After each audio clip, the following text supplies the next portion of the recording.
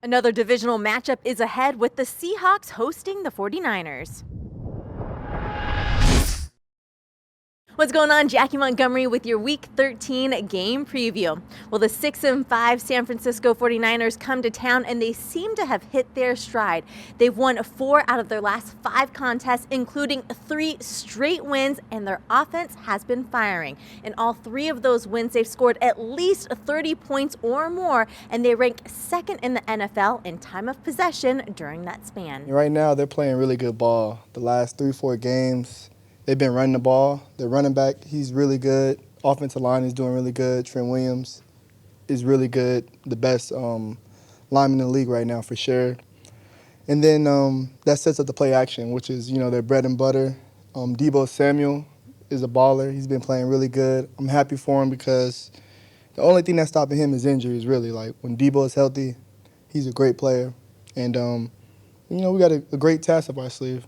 49ers wide receiver Deebo Samuel is having the best season of his young career, sitting 4th in the NFL with just over 1,000 receiving yards. He's also second on the team in rushing yards. But the third-year receiver is out for Sunday's game, dealing with a groin injury. The 49ers' 6th-ranked rushing attack has been a catalyst for their success. Last week, the team rushed for over 200 yards, led by rookie running back Elijah Mitchell, who contributed 133 of them. They've been really effective. The commitment really was obvious against the Rams a few weeks ago, that they were really going after the running game, and they've been making great progress the last 3 weeks. They continue to get more yards each week, and he's been right in the middle of all of it. He's tough. He's got really good speed. Everybody that runs for them always looks good, and it's because they have a real commitment to it. That showing up, they're running the ball a ton, and he's the lead ball carrier right now. There's a big commitment to run the ball. I think that you can just tell that they've made a strong commitment to their run game, and it's been very successful for them. Statistically, the 49ers defense has improved since these teams last met. Their defense currently ranks 6th in total defense and pass defense, but in the last 3 weeks, their run defense has really stood out, as they've held opposing offenses to just 67 rushing yards or fewer in each of the last 3 games. Well, you got to think about their defensive line. Their defensive line is such a great defensive line, and they're so active. They're versatile. Guys move around. They're powerful at the point of attack. Their linebackers are great football players. Obviously, some of them aren't going to be there, for this game. Fred Warner is one of the best in the game, so he's a guy who makes tackles left and right. But I think that it starts with their defensive line and their approach and their attitude. They have such a great front. I know they've got a few injuries with those linebackers, but they've been able to mix and match throughout the year.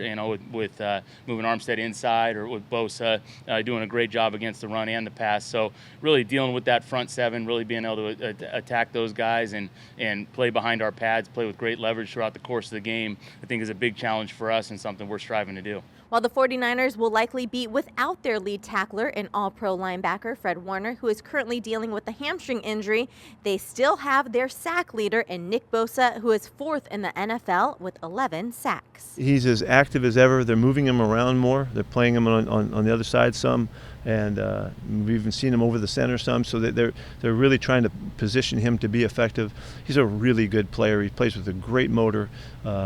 His strength to power stuff that he's got, he just adds it to his rushes, along with the speed, really makes him very, very difficult. And so we got to take care of him. We got to make sure we know where he is and account for him in our protection pickups. Looking at the Seahawks, the team is hoping to get the run game established after being held to under 100 rushing yards in each of the last 5 games, including a season-low 34 yards last week.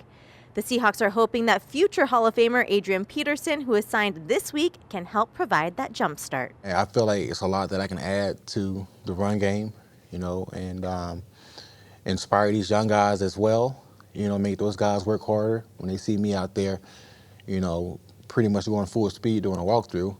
14 years in, that made them kind of pick up their tempo a little more as well.